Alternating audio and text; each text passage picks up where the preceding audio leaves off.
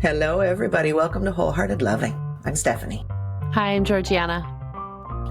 Today, we are going to be talking about the parts of our parents or families of origin that have influenced us positively.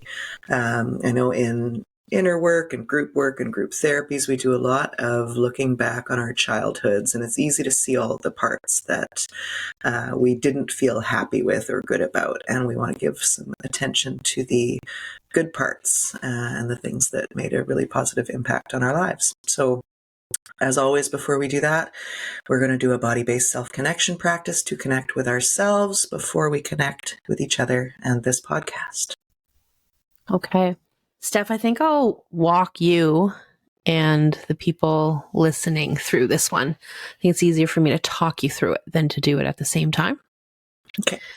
All right. So again, let's just look for your anchoring spot, right? Notice the part of your body that is touching the surface it's supported by. On your next exhale, see if you can allow yourself to sink into that support just a little bit more.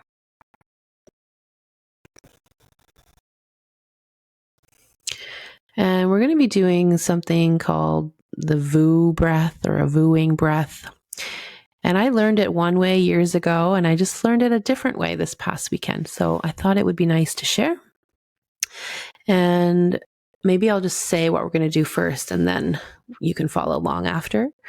So we're going to have an inhale through the nose, and then follow your natural exhale. And then follow your inhale. And on the exhale, we're going to make a VOOing sound. Voo.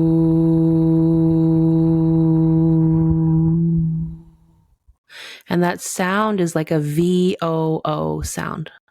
So we can do that again. So let's do that from the very beginning. Inhaling through your nose. Allowing the exhale to come when it comes. Following the next inhale. And on the exhale, making the VOOing sound.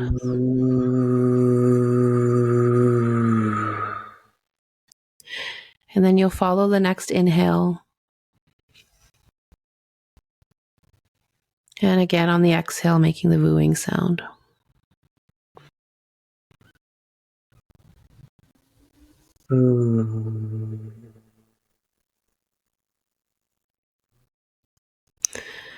And again, inhaling. And on the exhale, making the VOOing sound.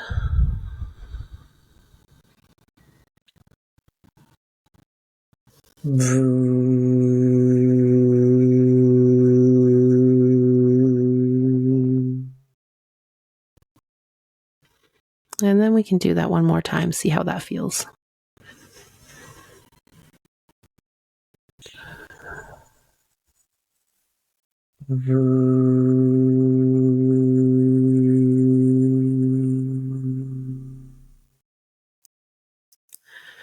Taking a moment to just notice what you feel in your body, what sensations are present. Perhaps noticing what the quality of your breath is like. And then what I'll probably do is walk us through that, another version of that at the end. That's just a touch different, and you can notice how it feels and whether it feels different or not. What did you notice from this one? Well, anything focusing on breath deepens my breath and checks my posture and helps me bring my shoulders back and sit up more straight. So that's always nice. Mm-hmm.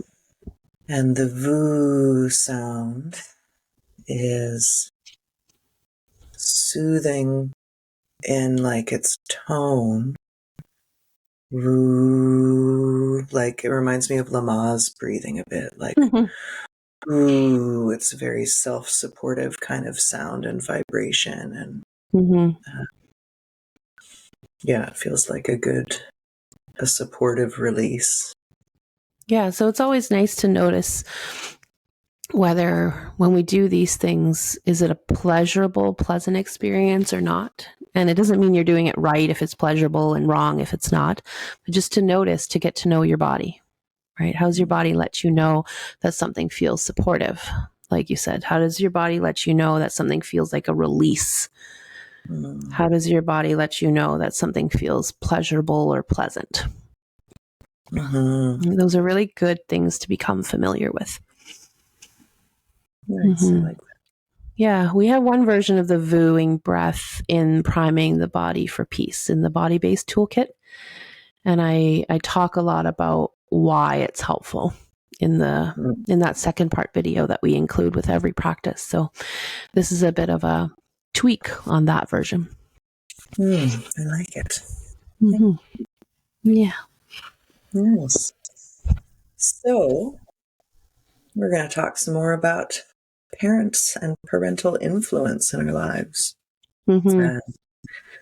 This was a topic you brought up. G, do you want to say a little bit about why this came to you and how it came to you? This came to me actually because I was thinking about this podcast. And I was thinking about something my mom had said to me probably when we were on episode 3. And she's like, are the people who are listening going to think I'm a terrible person and a terrible mother? I was like, oh, Mom, no, that's not what this is about. This is about me finally getting to share what my experience was without any blame or shame or guilt. And acknowledging that no matter how well-intentioned the parenting was, it had impact. And sometimes that impact was harmful or hurtful or challenging. And I just felt it was important to allow myself to be honest with myself and with people about what that impact was, while also being able to hold care and love and appreciation for my parents. And that path to get to the place to be able to hold both took me a lot of time and a lot of work and a lot of practice. And so when I was thinking about, I think I was driving around and I thought, wouldn't it be nice to speak about some of the pleasant things that I feel like I got from my parents? Because I know I spent a lot of time in my life and on this podcast talking about some of the things that were challenging and hard for me. And I wanted to also highlight that that's not the whole truth. Like the truth brings together a whole spectrum of experiences, a whole spectrum of impact. And so I thought it would be nice to give the other side a little bit of light. Beautiful. I love that. Yeah, great. Okay. So what are some of the things that were positively influential from your parents? Well, what's really neat is maybe I'll share a little bit of the path to this. My path was as a teenager, feeling, I think, a lot of rage and anger towards my parents and really not wanting to be anything like them. And so I think I very intentionally, like, tried not to be like my mom or dad, or was delusional and thought that I wasn't. And that was really important to me. And I know that's part of, I think, individuating as a teenager. I think other elements that played a role were, and this is something I didn't realize until probably a couple years ago, that I had such a hard time with my Chinese identity and heritage growing up and just wanting to be like all the white kids around me, that I think I pushed away from my parents even more. So there are already reasons that I pushed away from them just in how they interacted with me that I found hard. But I think that was another layer. And it was a layer of like, I'm different than you. I'm Canadian and I'm not like you, right? I don't want to be like you because people like you get picked on, are scrutinized, aren't treated well. And I'm not like you and I'm not like that. So there are many little things, I think, that influenced me not wanting to be like my parents.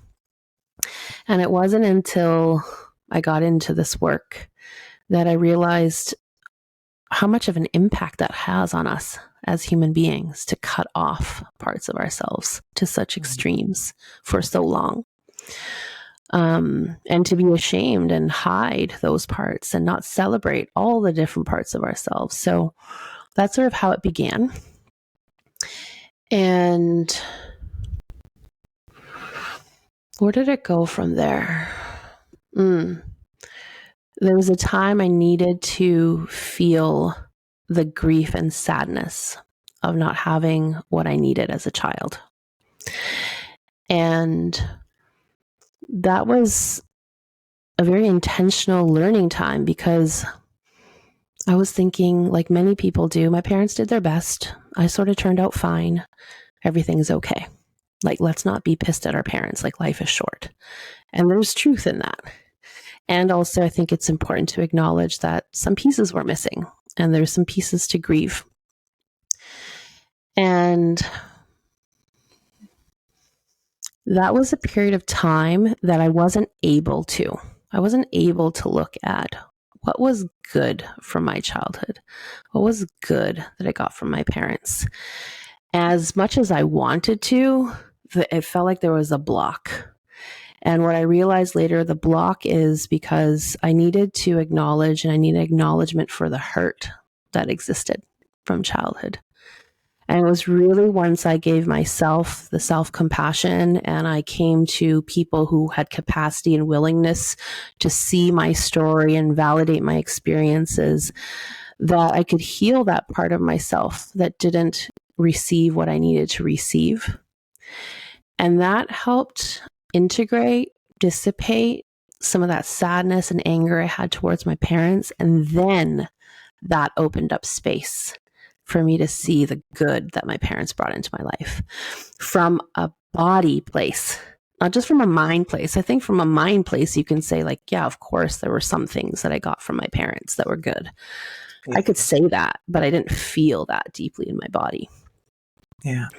I want to ask, when you mentioned acknowledgement, you don't mean from your parents specifically? Are you talking about no. From people and yourself? I mean, I think for many years I wanted the acknowledgement from my parents. And depending on what period of my life you asked me about, I think my parents tried to give that acknowledgement. There were periods where I think they couldn't give that acknowledgement. Then there were periods where I think they wanted to and tried and like said the words like, oh, we're sorry, that wasn't our intention, whatever.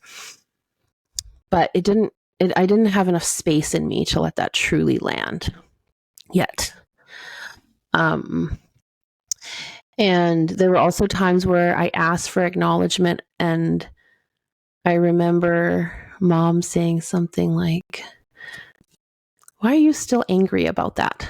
Like, I've already apologized. Like, what more do you want me to do or say? And I could feel her. A whole new apology for that. Right? I can imagine being in her shoes, how frustrating that must be, because you're like, I have acknowledged that it's the past. I don't know what else to do. And I can imagine now with hindsight how hard that must have been for her, because she's like, I don't know. Like, there's no answer from you on what I can do to change this. But I remember out of frustration, my answer to her was a very emotional and very raw and true answer. And it was like, well, don't you think I want to be done with it too? Like, do you really think I want to still be so upset about this? But I also didn't have an answer. I didn't know how to make that hard, yucky feeling inside go away. But what I did know from that interaction was, as much as my mom loves me and wants to support me in this process, she wasn't able to give me the acknowledgement and validation that I think I really needed. And I probably couldn't truly articulate what I needed. If I were to try to articulate what I needed, I probably would have needed to say something like, I need an apology that doesn't come with a yeah, but. I need an apology that might say, and it's okay to still be upset with us. And it's okay to take your time with that.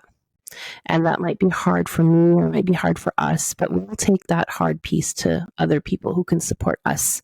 But your hurt is valid and the time you need is okay.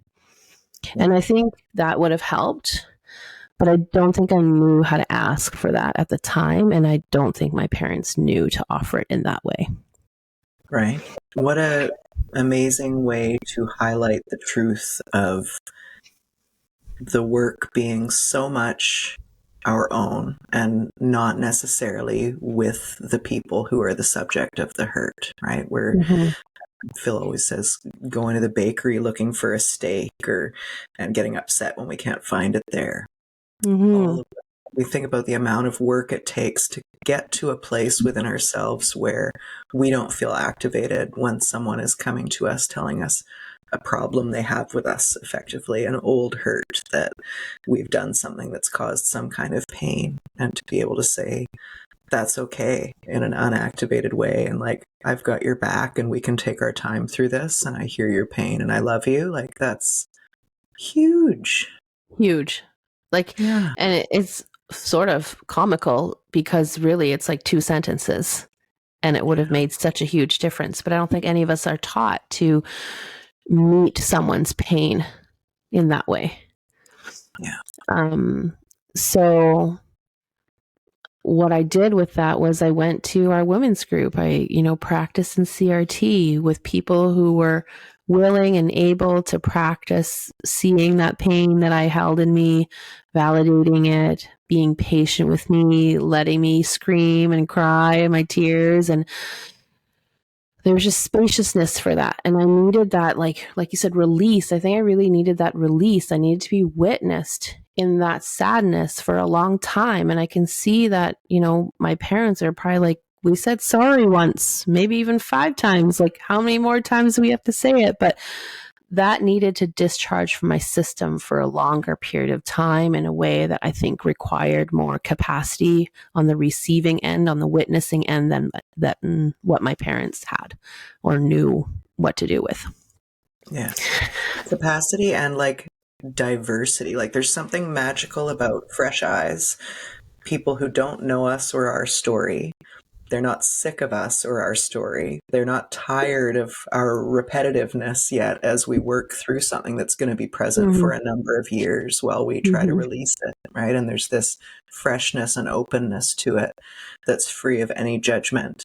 And it really garners that like truly sympathetic response of like, wow, here are some hard feelings that this person is having, and I can really identify with hard feelings. And of course I have space for that, especially if it's, between 1 and 20 times of having heard it.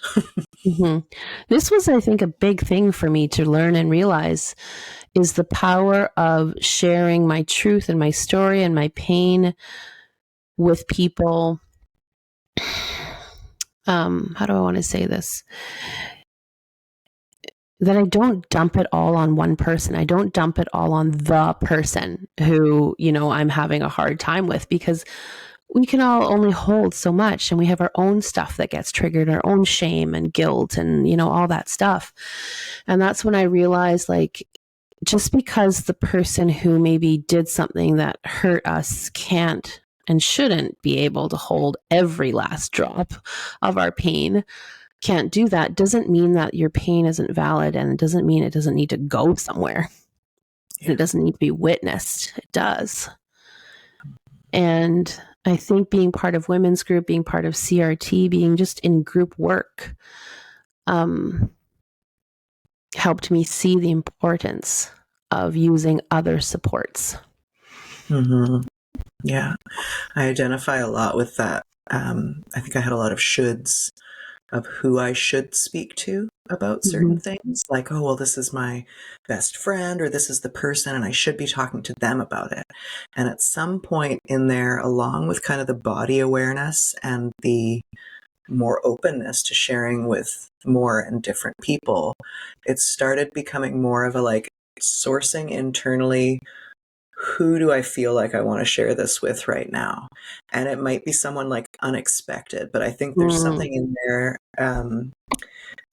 about, like, definitely there's a type of energy that would feel good in response to whatever you want to share. But I think there's something also more cosmically happening as well, where when you really feel into it, you're going to reach out to the person who either has time in this moment and has space in a way that's necessary, or maybe they don't, and that is also what you needed to receive in that moment. Like, there's something, I think, very, very everything is as it should be about that kind of sharing style.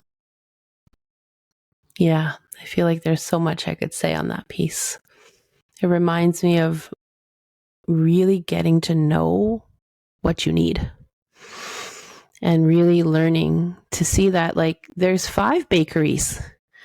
You know, if you need a cake, like, there might be one of 5 bakeries you could go to instead of going to the butcher, which is what I try to do all the time. And then I learned, oh, there's a bakery to go to for the cake to get this need met. Oh, there's actually 5 different styles of bakeries, depending on, you know, how I need to be supported right now. And oftentimes, if we didn't feel the kind of emotional support we needed in childhood, it's hard to know as an adult what flavor of support I need now. You don't even know that there's options. Yeah.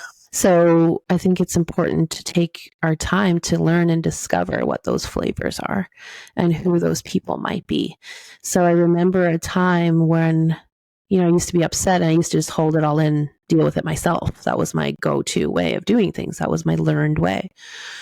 And then I started learning, oh, there's actually people who I can go to and share what's hard, and they won't judge me for it. And they'll still see my worth and my value, and they'll still come to me and see that I have something valuable to bring, even though I feel messy sometimes. And then I could discern between, you know, do I want the energy of Steph, or is it Shay, or is it Amanda, or is it like someone totally different? And I could feel in my body, could imagine, if I call Steph, if I call Shay, if I call Amanda, this is how I sense my body will feel. Just knowing our energy together, knowing who they are, knowing the way they like to give love and support. And it felt very empowering to be able to say, this is what I need right now. I know exactly where to get it.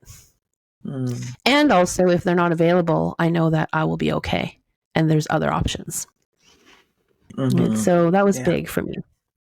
But coming back to, you know, what are some good things? There was a day, I don't remember what day it was, but it was like a light bulb moment. And part of me felt very excited. And part of me felt very humbled. And part of me wanted to hide behind my hands. Because I was like, wow, I never saw it this way before. And what it was I realized the things that I love most about myself, the things that are most special about me, I'm like, they came from my parents. What? And so I find that I'm a very thoughtful and very kind-hearted person. And I'm like, oh, that's my mom. My mom's very sweet, very thoughtful, thinks about others all the time, wants to make sure everyone's okay. But the way I witnessed it was she took it to such an extreme that I didn't really see her take care of herself and her own needs. So I growing up, I could only see that as a bad thing. But I didn't see that this thoughtfulness, this gentleness, this sweetness, this kind and caring, thoughtful side, that was from my mom. And somehow in my mind, I had just thought that was just me, had nothing to do with my mom. Right. And the day that I realized that's not actually true, that was a very mixed emotion, but overall sweet kind of day. So thanks, Mom. And also something that I like about myself is I hobby hop. Yeah. I have a gazillion different interests. They light me up. I'm some young, excited child, and I like to dabble in different things. And I never feel the need to like master anything. I just want to have fun. I just want to explore. And I've learned to really like and love that part of myself. And that's my mom. Yeah. And Yeah. So it's very sweet. And my dad is the opposite. He's the let's master stuff. Like, let's just master one thing. Don't move on to the next thing until you master one thing. And that can be great for someone if that's how you're wired and that works for you. But I think I realized over time, like, that's not how I'm wired. And trying to live that way doesn't actually make me happy. And how cool is it to see that my mom and I have something in common in that way? Whereas growing up, I was made to believe that that was a wrong and a bad way to be. And so I didn't want to be that way. Right. Interesting. And I yeah. also see deep mastery in you. Do you? Like, not about hobbies, maybe. Like, maybe Yes, you're not about hobbies. That's true. Mm-hmm. But certainly, like, this type of work, like, maybe it's depth of passion or something, but this and the work that you do with your clients, like, there's so much focus and mastery and, like, seeking mastery and expertise and, like, deep embodied knowledge about this stuff. I definitely see that in you for sure. That's true. Thanks. I think I maybe didn't see it that way.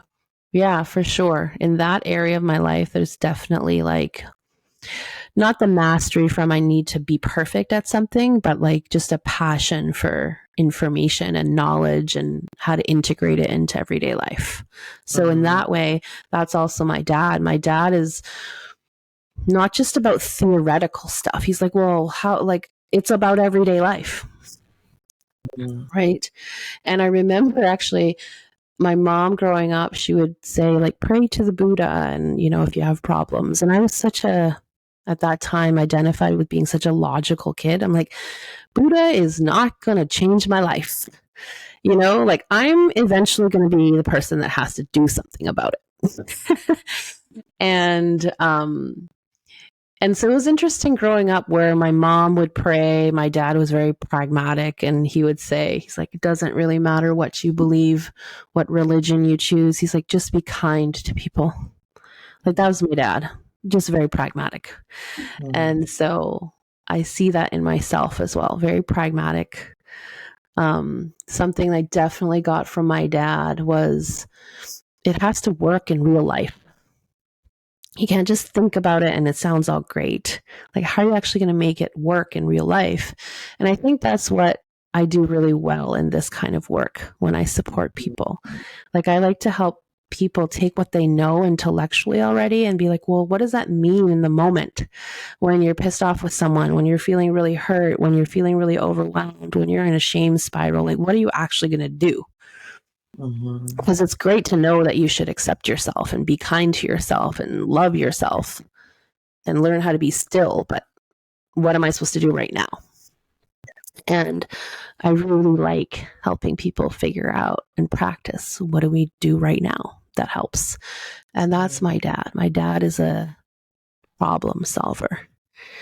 And I like to think that I'm a good problem solver. And that when a crisis arises, or even something that's not as big as a crisis, like, my brain goes into how can we solve this puzzle? And I think we used to joke, we used to watch a lot of MacGyver. Did you watch MacGyver? Never. No. Really? I know his tricks. I practice MacGyvering, but I didn't really watch the show. And my dad would always, I don't know, I think he would just imply that he was like MacGyver, because he figured out a solution for everything. Awesome. And then I sort of took pride in that, of like, I'm like a little mini MacGyver. I can figure out anything. And that's definitely a thing that I got from my dad. My dad, I think, is also very opinionated and passionate. And I definitely have that side. And I think that's the side of me that I use to advocate for people. And especially in my work with families in the last 2 decades, I felt like I was an advocate for the kids, but also an advocate for the parents. I was like, when I was with the kids, I'm like, your parents need to know this, that you feel this, that you think this, you know, it's important what you have to say and your experience. And when I was working with the parents, I'd be like, your kid needs to know this, how deeply you feel for them, how much you love them, how hard you're trying, how much it's hurting you that you're fumbling. And I want to advocate for you because I feel how much you love your child, and I see how old programming was getting in the way. Yeah. And so that, I think, is my dad's side of having strong opinions. And then there's the ability to see the thing that's wrong, the thing that doesn't work. Yeah. Like, I was working with a client recently, and we just talk through different family relationships in her home. And she doesn't always come with a specific problem per se, like maybe something that's just sort of annoying. And I will ask her if it's okay to reflect some things back based on what she told me is going on. And she's like, how do you see that? That never occurred to me. And so that's from my dad, I think. Like, the ability to just see where things just aren't working. Like, you can already see, like, that's the piece. If you just move that piece, everything else is going to change. And it's really neat, even as I notice speaking to you right now about this, when I speak about these parts of myself that I like, and I now link them to my parents, it's a very sweet feeling inside. It's like, oh, I'm like my dad, or oh, I'm like my mom. And that was something I never wanted to say before. You couldn't pay me enough to say that. And it reminds me of one round of CRT, of conscious relationship training, where one of the men said something like, I don't want to be like my dad. And had a lot of charge around that. And I think we walked him through a practice where he alternated owning in front of the whole group, I'm like my dad because, and he would fill in that prompt and feel his body and look around the room, let himself be witnessed. And then I'm not like my dad because, and same thing, feel his body, look around the room, be witnessed in that, and just alternate through that a few times to really own that there are parts of ourselves like our parents, and there are also parts of ourselves that are not, and that makes us who we are. And the whole is what's beautiful. Yeah. Right? Like, when I heard him say, like, I don't want to be like my dad, I could just feel how much energetic tension there is, and sadness there is, and hurt there is in that. I don't think anyone can say a sentence like that and not have deep feeling in their body about that. Yeah. And I know things shifted for him. I mean, there's actually a lot of people that worked with those prompts, I think, in that round of CRT. It's a lot to face, It's a lot. And the body connection makes such a big difference. Like, I think a lot of us can say that sentence and it's almost like a dam that's plugged, the feeling, the noticing the sensations in the body. It's so big. Going there is really challenging and so revelatory. Like, some of my favorite exercises in CRT are going around acting like our parents and interacting with each other as our parents. That was hilarious. I remember that. Reveal, right? When you see people acting the way they think their mother acts, it's so revealing about who they are as a person. And then it's so revealing for us. Like, role playing has this tremendous use. It's so revelatory. Yeah. Yeah. Yeah. Definitely powerful stuff. What else? So, yeah, very have sweet. You got a list of things written there? Are there other things? No, I don't have a list. I don't think I have do I have a list? I don't think I have. I have words written down, but I don't think they were any kind of comprehensible list. I think really, and I spoke about this, it was allowing myself to grieve what I didn't get in childhood, grieve what was hard in childhood, that allowed me to have space to look at my parents through a clearer lens, that they aren't these people that just inflicted all sorts of hard things on me. Right? There's also a lot of sweetness. I I remember as a kid, there were sweet moments I would remember with my parents. And then as I became a teenager, it's almost like cut off. Like those sweet moments didn't happen. They were not sweet. Right? I felt like I just had to be in this angry, I hate you phase. And like, I think I carried that on into adulthood, even though on the surface we might be pleasant with each other. But I don't think I really allowed myself to feel those sweet, tender moments with my parents. And I remember one day very intentionally asking myself, go back and feel that sweet moment. Because I remember, I think there was a moment, we used to live in Maple Ridge, like the burbs, which I guess doesn't seem that far out of town these days, but at the time it was very far.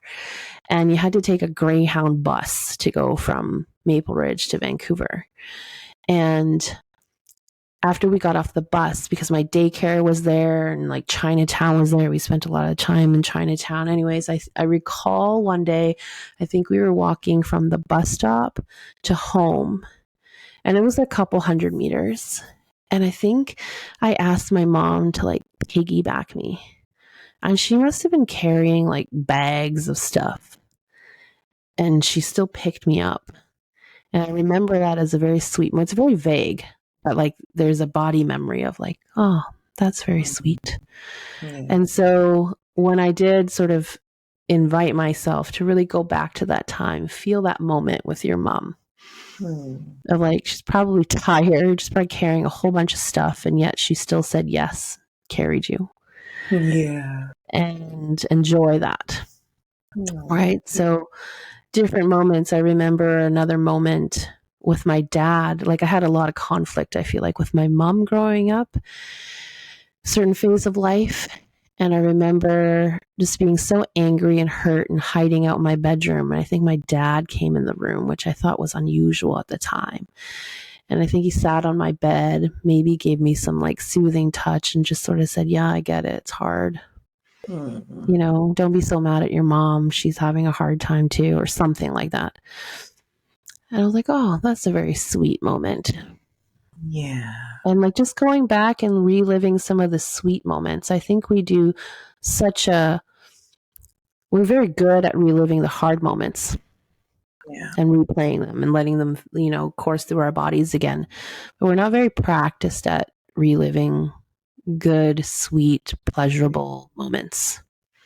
You know, it's so interesting. We had a conversation, I don't know, sometime in the last few weeks, where I was marveling at your capacity to look back on romantic relationships that had gone awry and remember good times. Mm-hmm. So it's an interesting contrast that your natural tendency to do that was not there with your parents until, you know, a lot of the wounding had been resolved.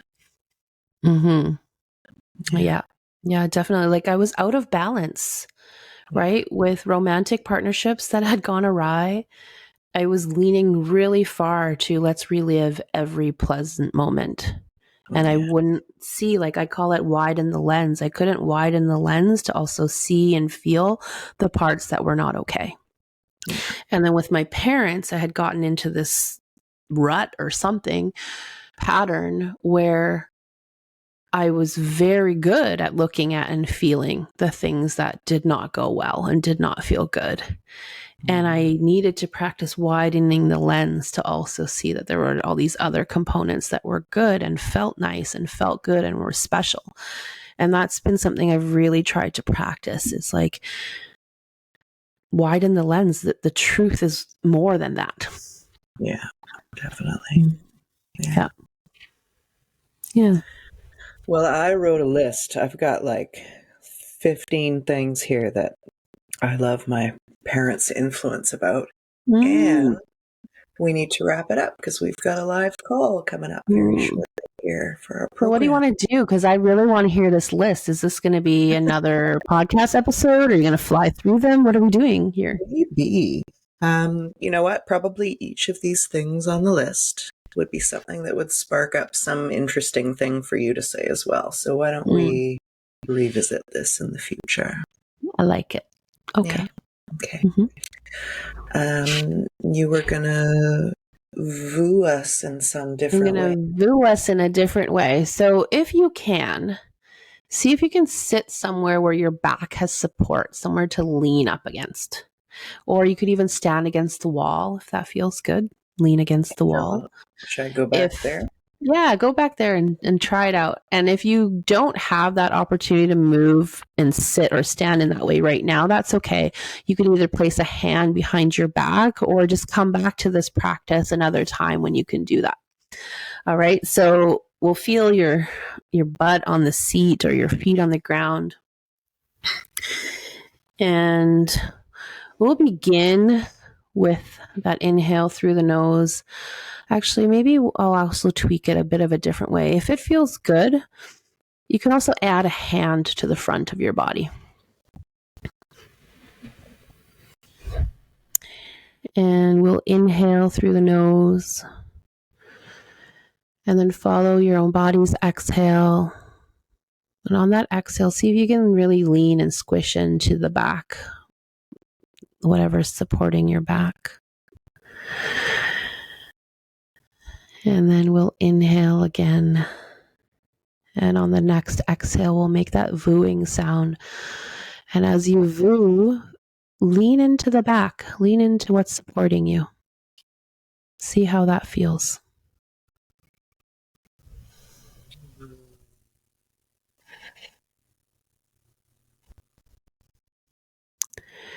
And then we're going to allow the inhale to come. And on the immediate next exhale, we'll voo again. Feeling your back supported. And just keep doing that a couple more times.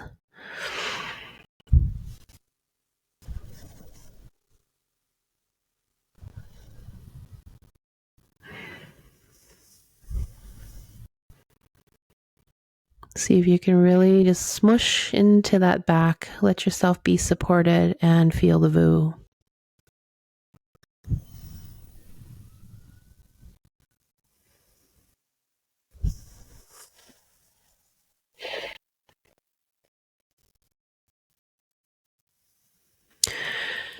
And taking a moment to check in to see how you feel. Maybe you notice it feels the same as what we did earlier on. Maybe you notice it feels different.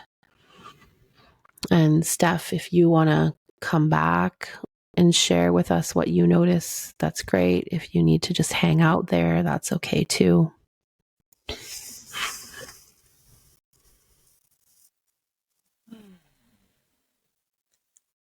It just feels so supportive. Something specifically about that sound and that tone and the squishing. I noticed how many layers of relaxation and support I can slowly sink into. You could say, see how much more you could sit back and be supported several times until it really is complete kind of feeling. Yeah, that's neat. And we only did that for maybe 3 times, 4, maybe at the most. I usually like to work in 3s. So I was really surprised because I often sit in a way where I don't have a backrest. And this past weekend, I was in my somatic experiencing training, and we did a version of the VU, and I had a backrest on the chair. And so I really leaned into the backrest. And then I think I even put a hand on the front of my body. And it was such a different body experience to VU like that. Like I'd VU'd so many times before without anything behind my back. But just to feel the pressure of that support, and I could just sink into it, and I could feel the vibration, and I could feel the holding of my front. I said, I had this big, like, beaming smile on my face. I said, I feel like I just created my own sound bath. Yeah, right. And it felt so cool because I love sound baths. And in my mind, someone always has to create that for me. Especially because I don't feel like I'm very talented in that area. But like to be able to sit and lean back on a chair and place my hand on my chest and VU 3 times, and all of a sudden I felt like I created my own sound bath. Like, that's pretty cool. Yeah, when you said that, the leaning back into the chair, I was like, oh, that would immediately create all that vibration all the way down your Yeah. back, and that would be Yeah. fantastic. Yeah. So try it out. I know you just tried it with a couch, right? So the couch still has a bit of softness. I tried it on a dining chair that had a pretty firm back. You could also try it leaning against the wall. You could try it laying down. We've done a version of this in Priming the Body for Peace where we lay down on the floor and I think we put our feet up on the couch and then we voo. I think we've done that. But yeah. This is also highlighting when we began, I reoriented my the ottoman that I sit on. I thought I would try copying you and see if it felt better. You have yours oriented like a diamond, and mine was like a square. So I just want to highlight in tiny ways these methods we have, just like autopilot things like sitting, what you sit on, how you sit on it, and how much more comfortable it can be. This diamond shape is just so much better in every way than the square, and it's really very much like me to be like, this is a square. I will orient it squarely. No need for this, exploration is good. Yes. And lately I've been feeling the need for an office chair with a back.